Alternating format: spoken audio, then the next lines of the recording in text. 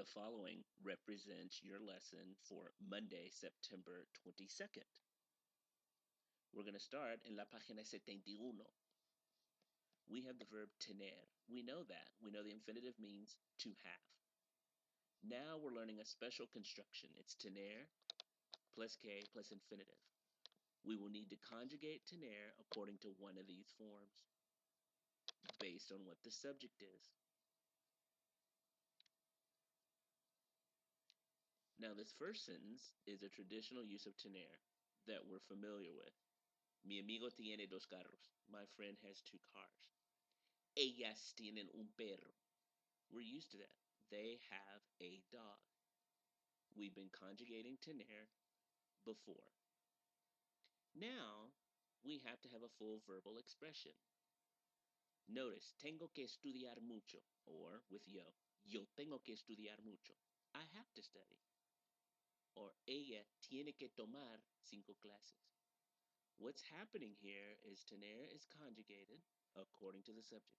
Next is the word que, and then the next verb is left in the infinitive or the full form. This means have to or expresses obligation when you use tener plus que plus infinitive. Your book lets you know on that same page, page 71, that you can express need with necesitar. You can have necesitar, and then the next word would be an infinitive, a full verb, or the next word could be a noun. The example here, tú necesitas leer 2 libros. You need to read 2 books. Or with the noun after a form of necesitar. Ella necesita un trabajo. She needs a job. So there's a couple of ways to talk about needs. One would be tener plus que plus an infinitive. The other would be with necesitar.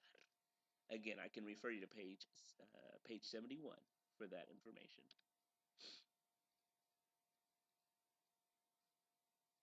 Also, part of chapter 4 in our textbook, we look at larger numbers. Notice the number for 100 is 100. But once you start saying 101, 102, the word changes to 101, 102, 103, etc. Note the word for 200, 200. Depending on what you're describing, you may need to say 200 or 200 if the word is feminine. If the noun is feminine, the number will have to end in as. Let's look some more at these numbers as we count through the 100s. 200, 200. 300, 300. Look at the number 395 there. 395. In Spanish, this would be 395. 395. 400, 400. 500, 500. Look at this number. That would be expressed in Spanish as 577. 577. 600, 600. 700, 700. Notice this number. That would be 723. 800, 800.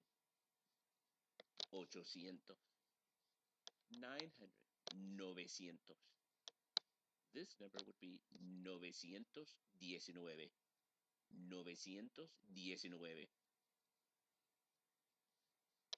The word for 1,000 in Espanol is 1000. 1000. Look at 4,000. 4,000. 100,000. 100,000. Once you get to a million, un millón de. When all of these numbers are zeroed out, the next word is de before your noun. Un millón de carros. 2 millones de carros. 4 millones de casas. Notice the use of the decimal point. We discussed earlier that when people in the US use commas, people in Spanish-speaking countries commonly use a decimal point.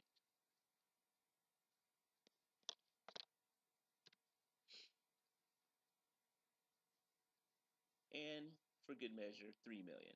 3 millones. When all numbers are zeroed out at the end, we would slip in a day before the next noun. 3 millones de perros. 3 million dogs. Something we have to keep in mind is that the numbers 200, 300, 400, all the way to 900, they must agree in gender. Again, if it's a masculine word you're describing, such as libros, it's 200 libros.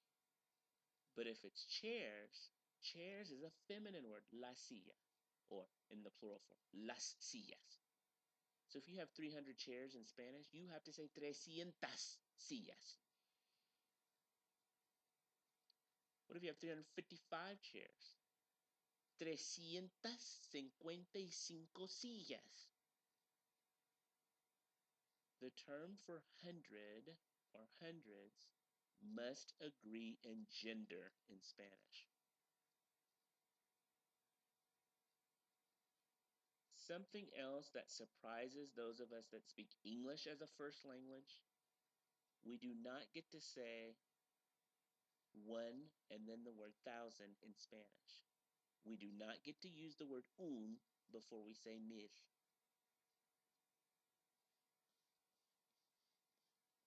Notice, hay $1,000 en ese carro.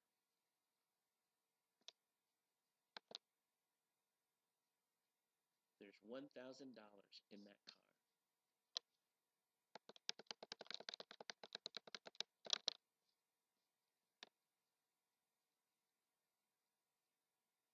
If we are counting, notice I have 999, 999. The next word is mil, 2,000, 3,000, 4,000. Notice how those came in order. Notice I can say 2,000 and 3,000, but I cannot say 1,000. 998, 999, 1,000, 2,000, 3,000, 4,000. This number, 1,500,000. 1,500,000 or 500, depending on what you're describing. So look, I do get to use the word un before millón, but I cannot use the word un before mil.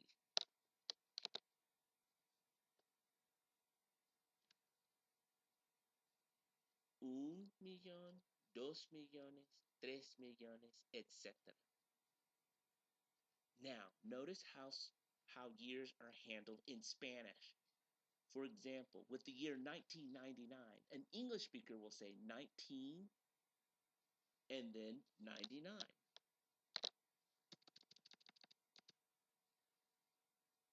In Spanish, we do not separate the first two numbers from the last two numbers.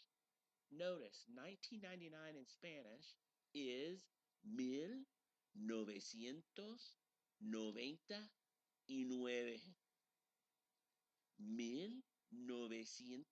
1999.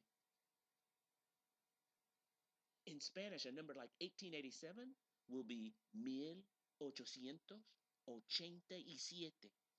You're not allowed to break up the year in Spanish by saying 18 and then 87. Here are some years to think about as well in Spanish. 2008, 2008. 2014, our current year, 2014. Oh, it's quiz time. I need 10 sentences. I need notes about today's lesson. I need 10 sentences. I need you to answer these quiz questions before 11 p.m. on Wednesday, September 24th. What's the correct form of tener here with these first two? What's the correct form of tener with these first two? Fill those in the blank. Next, translate the next two sentences from English into Spanish. How would you write these expressions? I have to study today. They have to work. How would you write that into Spanish? Think about your new phrase, tener plus que plus infinitive. And see the numbers here? 2005, 2015, 104.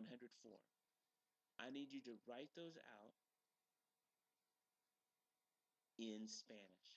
Here's the example. 2002, I need you to write 2002. How will you write out these three numbers in Espanol, word for word? Spelling counts.